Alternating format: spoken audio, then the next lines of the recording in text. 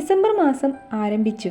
എല്ലാവരും വീടുകളിൽ ക്രിസ്മസ് നക്ഷത്രങ്ങളും ട്രീയും പുൽക്കൂടും ബെല്ലും അലങ്കാര വസ്തുക്കളും ഉപയോഗിച്ച് മനോഹരമാക്കും. നമ്മൾ ക്രിസ്മസിന് വീടുകൾ അലങ്കരിക്കാൻ ഉപയോഗിക്കുന്ന വസ്തുക്കളുടെ പിന്നിലെ കഥയെക്കുറിച്ച് ആരെങ്കിലും ചിന്തിച്ചിട്ടുണ്ടോ? ക്രിസ്മസ് ട്രീയും നക്ഷത്രവും വെറും അലങ്കാരം മാത്രമല്ല. ഇതിന് പിന്നിലെ കഥയൊന്ന് കേട്ടാലോ? എല്ലാവർക്കും സബന്യാസ് വ്ലോഗിൻ്റെ പുതിയൊരു വീഡിയോയിലേക്ക് സ്വാഗതം. ലോകമെമ്പാടുമുള്ള ക്രൈസ്തവർ യേശു ക്രിസ്തുവിൻ്റെ തിരുപ്പിറവി ആഘോഷിക്കുന്ന ദിവസമാണ് ക്രിസ്മസ്. എല്ലാ വർഷവും ഡിസംബർ 25-ാം തീയതിയാണ് ക്രിസ്മസ് ആഘോഷിക്കുന്നത്. പണ്ട് ക്രിസ്ത്യാനികൾ മാത്രമായിരുന്നു ക്രിസ്മസ് ആഘോഷിച്ചിരുന്നതെങ്കിൽ ഇന്ന് ജാതിമത ഭേദമന്യേ എല്ലാവരും ക്രിസ്മസ് ആഘോഷിക്കുന്നുണ്ട്. സ്നേഹത്തിൻ്റെയും സൗഹൃദത്തിൻ്റെയും ഒരു പെരുന്നാളായി ക്രിസ്മസ് മാറിക്കഴിഞ്ഞു. മറ്റ് ആഘോഷങ്ങൾ ആ ദിവസം അല്ലെങ്കിൽ 2 ദിവസങ്ങൾ മാത്രമാണ് ആഘോഷിക്കുന്നതെങ്കിൽ ക്രിസ്മസിൻ്റെ ആഘോഷങ്ങൾ ഒരു മാസം നീണ്ടു നിൽക്കുന്നുണ്ട്. യേശുക്കുഞ്ഞിൻ്റെ ജനനത്തെ ആഘോഷിക്കുന്നതിനായി വീടുകളിൽ ഡിസംബർ ആദ്യം മുതൽ ആളുകൾ വീടുകളിൽ നക്ഷത്രങ്ങൾ, പുൽക്കൂട്, ക്രിസ്മസ് ട്രീ, ബെൽ, മറ്റ് അലങ്കാര വസ്തുക്കളും കൊണ്ട് അലങ്കരിക്കാറുണ്ട്. എന്തുകൊണ്ടാണ് ക്രിസ്മസ് ആഘോഷിക്കാനായി ആളുകൾ വീട്ടിൽ നക്ഷത്രങ്ങൾ തൂക്കുന്നത്? ക്രിസ്മസ് ട്രീയുടെയും പുൽക്കൂടിൻ്റെയും ക്രിസ്മസ് ബെല്ലിൻ്റെ പിന്നിലുള്ള കഥകൾ എന്താണ്? എന്തിനാണ് ക്രിസ്മസിന് കേക്കുകൾ കൈമാറുന്നത്?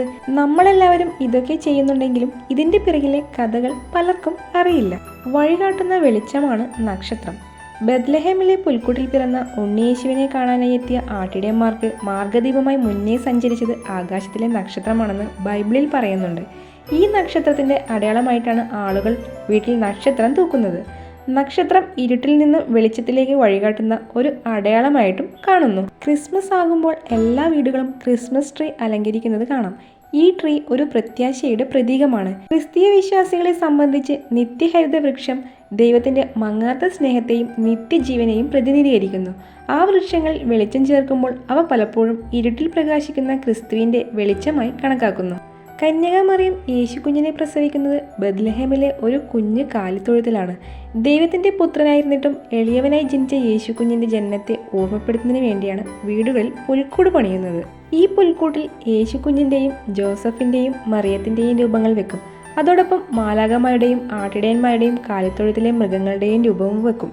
പുൽക്കൂട് പ്രതിനിധീകരിക്കുന്നത് എളിമ, വിനയം, സ്നേഹം എന്നിവയാണ്.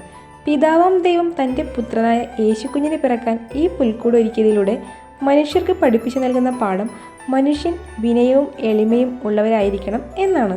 ക്രിസ്തീയ ആരാധനകളിലും പ്രാർത്ഥനകളിലും മണിക്ക് വലിയ പ്രത്യേകതകളുണ്ട്. ആളുകളെ പ്രാർത്ഥനയിലേക്ക് വിളിക്കുന്നതിലും വിശുദ്ധ നിമിഷങ്ങൾ അടയാളപ്പെടുത്തുന്നതിലും മണികൾ ഉപയോഗിക്കും. യേശുക്കുഞ്ഞിൻ്റെ ജനനം പ്രഖ്യാപിക്കാനായി ആരാധനാലയങ്ങളിൽ പാതിരാ കുർബാനകളിൽ മണി മുഴക്കാറുണ്ട്. സൗണ്ട് ഓഫ് ജോയ് എന്നാണ് പൊതുവെ ക്രിസ്മസ് ബെല്ലുകൾ അറിയപ്പെടുന്നത്. ക്രിസ്മസ് ദിവസങ്ങളോടനുബന്ധിച്ച് ദേവാലയങ്ങളിൽ നിന്നും പലവിധ സംഘടനകളിൽ നിന്നും സംഘങ്ങളായി രാത്രിയിൽ കരോളുകൾ ഇറങ്ങുന്ന പതിവുണ്ട്. ഇത് യേശുക്രിസ്തുവിൻ്റെ തിരുപ്പിറവി എല്ലാ വീടുകളിലും വന്ന് അറിയിക്കുന്നതാണ്. മനോഹരമായ ഗാനങ്ങൾ, കൊട്ട്, മണികൾ, നൃത്തം എന്നിവ കൊണ്ട് ആളുകൾ കരോളുകൾ ഭംഗിയാക്കാറുണ്ട്. കൂടാതെ കരോളിന് ഭംഗിയാകാൻ സാന്റയുടെ രൂപവും മുഖംമൂടിയും തൊപ്പിയും ധരിക്കാറുണ്ട്. ക്രിസ്മസ് സമ്മാനങ്ങൾ സ്നേഹത്തിൻ്റെ പ്രതീകമാണ്.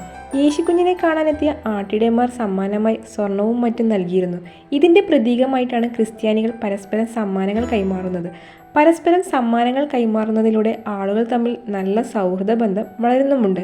കൂടാതെ സമ്മാനങ്ങൾ കൈമാറുന്നതിലൂടെ ആളുകൾ തമ്മിലുള്ള സ്നേഹം ഊട്ടിയുറപ്പിക്കുന്നു. നക്ഷത്രങ്ങൾ കൂടുകൂട്ടിയ ഈ കുളിരുള്ള രാത്രിയിൽ പുൽക്കൂടിൻ്റെ ചൂടേറ്റ് പിറന്ന ഉണ്ണിയേശുവിനെ ഓർക്കുന്നതോടൊപ്പം നിങ്ങൾക്ക് ഓരോരുത്തർക്കും നേരുന്നു സന്തോഷത്തിൻ്റെയും സമാധാനത്തിൻ്റെയും സൗഹൃദത്തിൻ്റെയും മധുരമുള്ള 1000 ക്രിസ്മസ് ആശംസകൾ.